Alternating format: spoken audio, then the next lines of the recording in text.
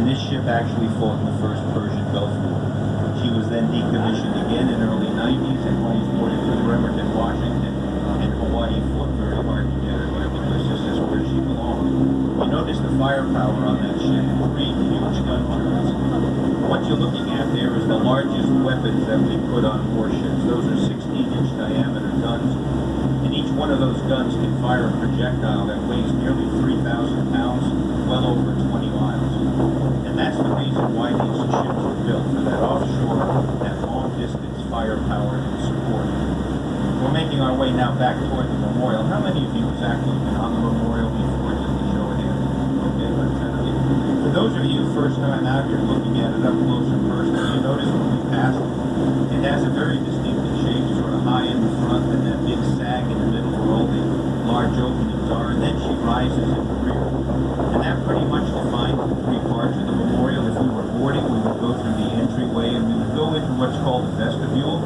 It's an empty room, basically, and it's where preparations for ceremonies take place.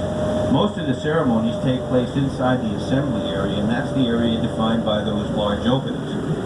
And then as she rises in the rear, as I mentioned before, that's the shrine room.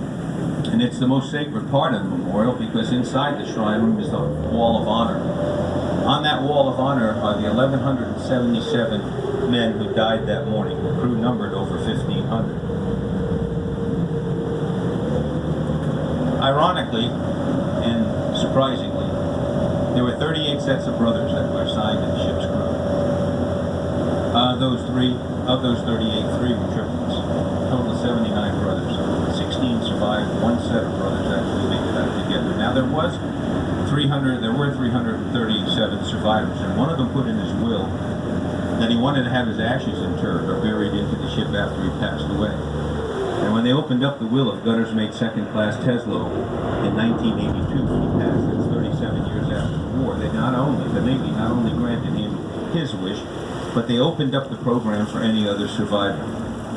Inside the shrine room, on either side of the Wall of Honor, much near the cutouts back there on the side walls, there's 2 small monuments, and they have a total of 43 names on them.